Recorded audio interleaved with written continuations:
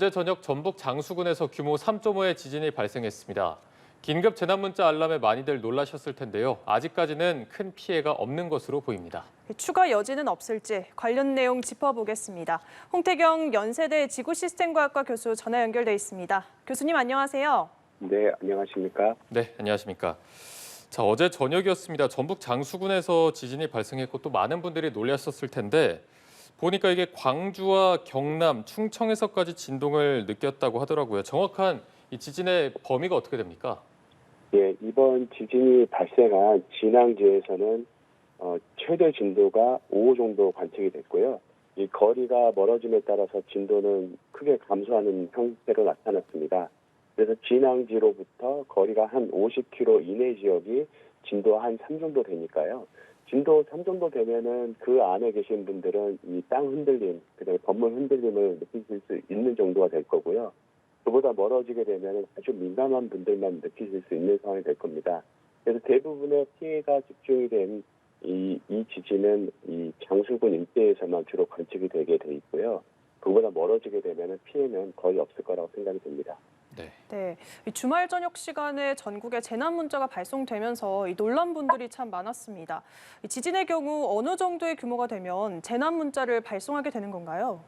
네, 우리나라 기상청 기준에 따르면요. 지진 규모 3.0이 넘는 경우라고 판단이 되면 재난 문자가 발송되게 돼 있습니다. 내륙의 경우에요. 그런데 그 가운데서도 규모 4.0이 넘는 내륙 지진인 경우에는 전국 단위로 이 재난 문자가 발송이 되게 되고요. 지진 규모가 3.0에서 3.5 사이면 진앙지로부터 50km 이내, 그다음에 3.5에서 4.0 사이면은 진앙지로부터 80km 이내 지역에 이 재난 문자가 발송이 됩니다. 그런데 최초 자동 분석한 결과가 4.1로 평가가 됐기 때문에 전국 단위로 이 재난 문자가 발송되게 됐습니다. 네. 네, 이게 지진 발생 직후에는 기상청이 규모 4.1의 지진이 발생했다 이렇게 밝혔는데 이후에 3.5로 하향 조정을 했습니다. 초기 지진파 규모를 높게 본 이유가 따로 있을까요? 예, 우리나라는 지진 조기 경보 시스템을 도입해서 활용하고 있는데요. 지진 조기 경보라고 하는 거는 지진이 발생하게 되면 재빠르게 지진의 규모라든가 위치를 판단을 해서 그 경보를 사람들한테 국민들한테 빨리 알려서 재난에 대해서 현재적으로 대비하게끔 하는 시스템이거든요. 네. 그러다 보니까 지진파가 오자마자 빠르게 분석을 하게 되면은 정확도가 아무래도 떨어질 수밖에 없습니다. 우리가 지진 규모를 측정을 하게 될 때는 지진파의 가장 큰 파형을 이용을 해야 되는데 그 파형이 S파라고 하는 유해를 늦게 도착하는 파거든요. 그런데 이 조기 경보에 쓰는 파형은 지진파에서 제일 먼저 도착하는 P파라고 하는 비교적 굉장히 작은 파형을 가지고 분석하다 보니까 그 파형에는 많은 오차가 포함이 되게 됩니다. 따라서 그 결과로 규모가 4.1로 평가가 되게 됐고요. 하지만 그 이후에 이제 탕세 분석, 수동 분석을 거치면서 3.5로 이제 조정이 되게 된 것입니다. 이 전북에서는 최대 진도 5가 감지가 됐고요. 그 밖에 남부지방과 충청에서는 3 정도가 감지가 됐습니다. 이 진도 5면 거의 모든 사람이 진동을 느끼고 또 그릇이 떨어져서 깨질 수 있는 수준인데 지진 규모는 실시간으로 바뀌는 건가요? 그렇지 않습니다. 지진 규모는 한번 정해지면 그 지진에서 나오는 에너지 양으로 산정을 하기 때문에 이번 지진은 규모 3.5입니다. 근데 규모와 달리 진도라는 개념이 있는데요. 진도는 땅의 흔들림 정도 혹은 피해 정도를 가지고 판정하는 것이라서 같은 지진이라도 가까운 거리에서는 진도가 높게 나오고 같은 지진이라도 먼 거리에서는 진도가 낮게 나옵니다. 네. 그래서 이번 지진은 규모가 3.5지만 진앙지에서는 진도가 5라고 얘기를 하고요. 그보다 멀리 떨어져 있는 한 30km 정도 떨어져 있는 곳에서는 진도가 3으로 평가가 되는 것입니다. 이번 지진이 올해 발생한 지진이 59건인데 이 중에 세 번째로 규모가 컸습니다. 전북 장수가 지진이 자주 발생하는 곳은 아닌 것으로 알고 있는데 이번에 이 지역에서 지진이 발생한 원인 어떤 거라고 보십니까? 예, 이 장수 지역이 굉장히 좀 특별한 그 지역으로 관심을 받고 있는데요. 그 이유는 2016년 이전에는 이렇다 할 지진이 없다가 2016년 이후로 지금 지진이 꾸준히 발생해 오고 있는 지진입니다. 곳입니다. 이번 지진 이전까지는 규모 1점대, 2점대 지진이 일정한 그 시간 간격을 두고 꾸준히 발생을 해오다가 이번에 이제 3.5 지진까지 연결이 됐거든요. 그러다 보니까 이 지역이 굉장히 지진 유발하는 단층이 있을 것이라고 이제 확인이 되는 지역이라고 할 수 있고요. 이번 지진을 분석한 결과에 의하면은 북북동 남남서 방향으로 발달한 단층이 존재하는 것으로 판정이 되고 있습니다. 이번 지진이 발생한 깊이가 지하 6km에 해당하기 때문에 해당 깊이의 어떤 단층이 북북동 남서 방향으로 뻗어 있는 것으로 추정이 되고 있고요.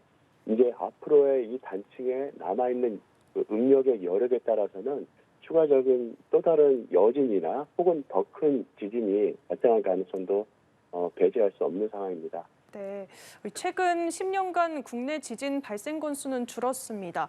그런데 수도권과 경남 등 특정 지역을 중심으로는 지진이 늘고 있는 것으로 관측이 됐는데요. 특히 최근 5년 내륙 지진은 직전 5년에 비해 절반 이하로 떨어졌고 또 지역별로 지진 발생 편차가 좀 큰데 이 지진 발생 편차가 발생하는 이유와 내륙 지진의 발생이 적어진 특별한 이유가 있을까요?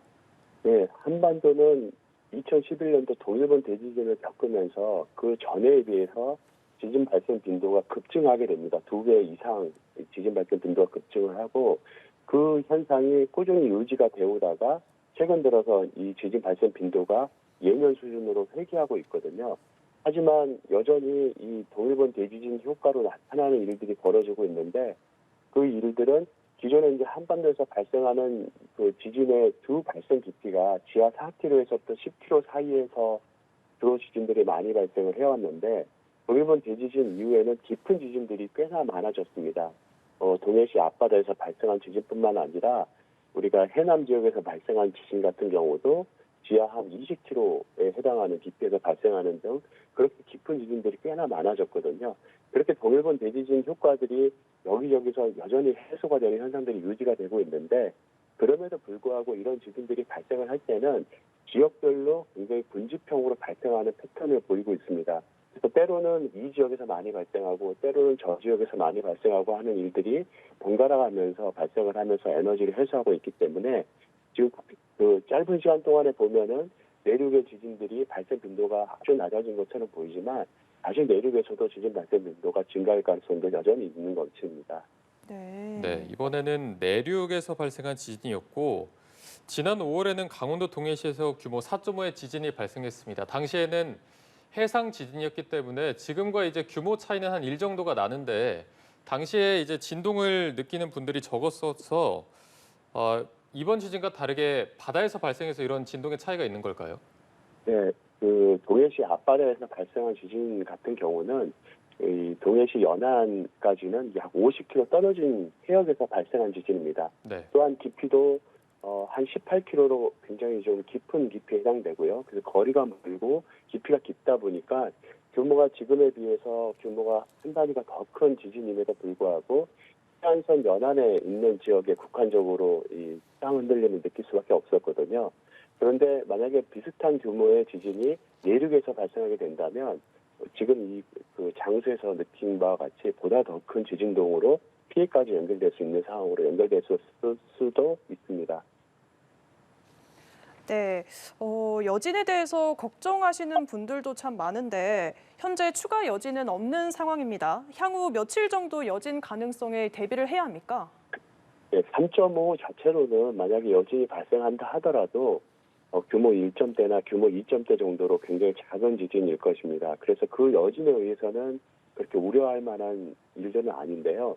하지만 지난번 동해시 앞바다 지진에서도 보듯이 네. 규모 3.5 지진이 발생하고 나서 여진이 이어지고 또 한참 있다가 한 10여일 만에 규모 4.5 지진으로 연결이 됐거든요. 네. 그리고 그 4.5 지진이 발생하기 직전에는 규모 3점대 지진이 바로 하루 앞서서 발생하기도 했고요. 그래서 그 해당 단층의 응력의 여력에 따라서는 그렇게 규모 3점대 지진이 규모 4점대 지진을 촉발하는 그 원동력 역할을 하기도 하거든요. 네. 그래서 이번 3.5 지진이 이번 자체로 여진 작은 여진으로 마무리가 될런지 아니면 보다 더 큰 지진을 발생시키는 촉발하는 원인 요소가 될런지는 아직까지 판단하기 어려운 상태입니다. 이 중요한 것은 이 단층이 현재 존재하고 있고 이 단층 내 응력의 어떤 효과라던가 쌓인 응력량이 어느 정도인지 판정하기 어려운 상황이기 때문에 보다 더 큰 지진도 발생할 수도 있다라는 그런 이제 생각을 가지고 대비를 해야 됩니다. 네, 더 큰 지진이 올 가능성도 있다라고 말씀해 주셨는데 지금 우려되는 부분이 그동안 비가 많이 왔고 지반이 약해진 상태라서 더 우려가 되는데 앞으로 이 전북 장수군 내륙 지역 말고도 전반적으로 했을 때 지진이 올 가능성은 어느 정도 된다고 저희가 봐야 될까요? 예, 한반도는 저녁에 지진 발생 가능성이 있습니다. 우리나라 지진 발생 빈도를 보게 되면은 서해 연안, 동해 연안, 그 다음에 이번 지진이 발생한 이 장수군의 조금 북쪽 지역의 속리산 연안 지역을 따라서 내륙에서 지진이 많이 발생하고 있는데요. 이들 지역에서 원래부터 지진이 많이 발생하기 때문에 향후에도 발생할 가능성이 높을 뿐만 아니라 또 동일본 대지진 이후의 특징이 지진이 발생해오지 않던 지역에 또 지진을 유발하는 현상들을 또 동반하고 있거든요. 그래서 결과적으로 보자면 한반도 전역이 지진이 발생할 수 있는 잠재적인 위치라고 할 수 있습니다. 또 최근에는 이 제주도 연안 지역에서도 지진이 많아지고 하기 때문에 전국 곳곳이 지진에 대해서 면밀한 주의가 필요한 상황이라 할 수 있습니다.